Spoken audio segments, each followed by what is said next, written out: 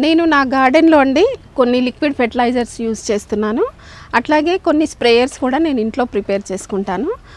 First వచ్చేసి ఇందాక చెప్పాను కదా ఇది గోమూత్రం అండి, ఆవు పంచకము.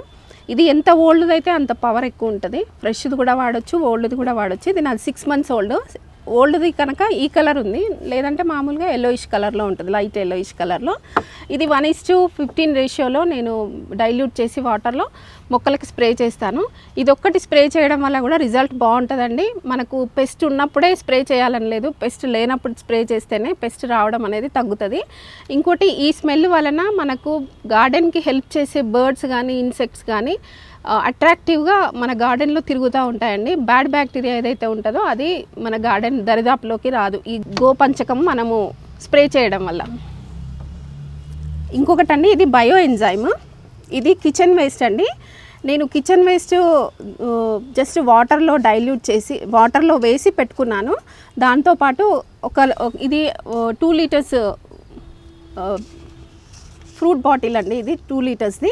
దీంట్లో నేను 3/4 వరకు వాటర్ పోసి దానికి సరిపడా అంటే ఒక 200 grams వరకు కిచెన్ వేస్ట్ వేశాను. అంతే 200 grams బెల్లం వేసుకున్నాను. బెల్లం వేయడం వలన మనం ఇచ్చే పోషకాలు లోపల ఉన్న బ్యాక్టీరియాకి ఫుడ్ అంది అంటే రెట్టింపు అవుతుంది, బ్యాక్టీరియా అనేది రెట్టింపు అవుతుంది. ఇది స్పెషల్లీ ఫ్రూట్ ప్లాంట్స్కి బాగా ఉపయోగపడుతుందండి. ఇది కూడా 1:15 రేషియోలో మొక్క మొదట్లో పోయొచ్చు, స్ప్రే చేయొచ్చు. దీనివల్ల మనకు ఫ్రూట్స్ ఈల్డ్ బాగా వస్తుంది ఇది బయో ఎంజైమ్ వాడడం వలన. కానీ ఇది ప్రాసెస్ అనేది మనకు ఒక 3 months ప్రాసెస్ ఈజీగా పడుతుందండి. ఇది కొంచెం రోజు దీన్ని కొంచెం మూత ఇట్లా తీస్తే దీంట్లో గ్యాసెస్ ఉంటాయి, తీసి దీన్ని కొంచెం షేక్ చేసి పెడుతూ ఉండాలి. ఇది ఇప్పుడు నాకు ఇది ప్రిపేర్ అయ్యి ఉంది, నేను ఇది మొక్కలకు రెడీగా ఇవ్వచ్చు. ఇది వచ్చి వర్మీ వాష్ అండి. నేను కిచెన్ వేస్ట్ కంపోస్ట్ చేసుకుంటాను.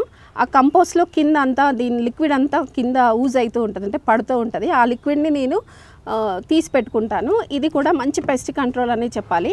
ఇది వచ్చేసి నేను మొక్కకి 1:15 రేషియోలో, అంటే మనది ఆర్గానిక్ మెథడ్ కనుక కొంచెం ఎక్కువ తక్కువ అయినా కూడా మొక్కలకి ఎటువంటి ప్రాబ్లం ఉండదు. మొక్క మొదట్లో పోస్తాను, మొక్కకి స్ప్రే చేస్తాను.